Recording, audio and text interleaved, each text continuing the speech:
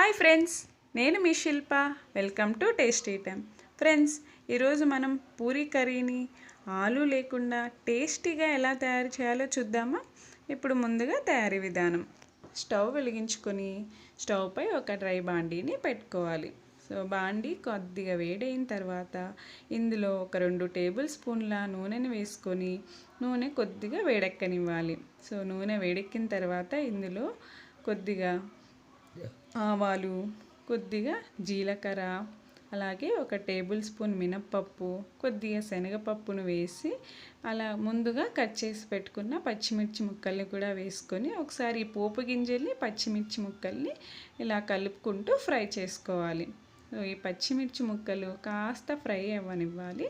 So ఇవి కాస్త పచ్చి స్మెల్ పోతే సరిపోతుంది. సో ఇలా పచ్చిమిర్చి ముక్కలు ఫ్రై అయిపోయాయి కదా, వీటిలో ఇప్పుడు మనం ఒక 2 రెమ్మల కరివేపాకును కూడా వేసుకొని, అలాగే నేను ఒక 2 మీడియం సైజు ఉల్లిపాయల్ని ఇలా పొడుగ్గా కట్ చేసి పెట్టుకున్నాను. సో ఈ ఉల్లిపాయలను కూడా ఇందులో వేసి ఒకసారి అంతా బాగా కలుపుకోవాలి.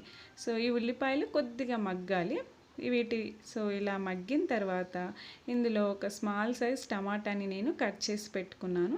సో ఈ టమాటాని కూడా వేసాను. టమాటా ఆనియన్స్ మిశ్రమం కొద్దిగా మగ్గాలి. సో వీటిని మగ్గనిద్దాము. సో చూసారా, టమాటా ఆనియన్ మిశ్రమం కాస్త మగ్గింది కదా. ఇప్పుడు మనం ఇందులో కొద్దిగా ఉప్పు వేసుకొని, అలాగే చిటికెడు పసుపును కూడా వేసుకొని మరి ఒకసారి బాగా కలుపుకుందాము.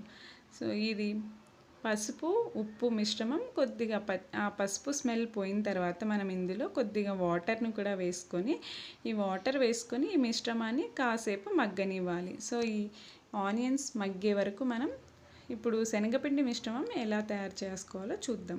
ముందుగా ఒక గిన్నెలో 1 స్పూన్ శనగపిండి వేసుకొని కొద్దిగా వాటర్ వేసి ఇవి ఉండలు లేకుండా ఇలా బాగా కలుపుకోవాలి. సో చూసారా, ఇలా ఉండలు లేకుండా కలుపుకోవాలి. మనం ఇప్పుడు ఒకసారి కర్రీని చెక్ చేద్దాం. సో కర్రీ చూసారా బాగా మగ్గిపోయింది కదా. ఇప్పుడు మనం ఇందులో ముందు రెడీ చేసి పెట్టుకున్న శనగపిండి మిశ్రమాన్ని కూడా వేసుకోవాలి. సో ఈ శనగపిండి మిశ్రమాన్ని వేసుకొని ఒకసారి అంతా బాగా కలుపుకోవాలి. శనగపిండి మిశ్రమం వేసిన తర్వాత ఎక్కువసేపు మగ్గాల్సిన అవసరం లేదు. ఒక నిమిషం పాటు మగ్గనిస్తే సరిపోతుంది. సో ఇలా అంతా ఒకసారి కలుపుకొని మనం చివరగా కొత్తిమీరను వేసుకొని సర్వ్ చేసుకుంటే సరిపోతుంది. చూసారా, అంతా ఒకసారి కలుపుకుందాము. ఇప్పుడు కొత్తిమీరని వేసుకుందాము.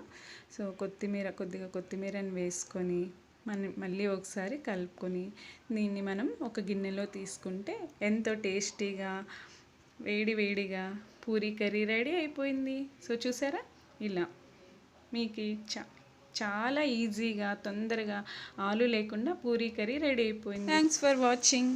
Please subscribe my channel and share your views. Thank you.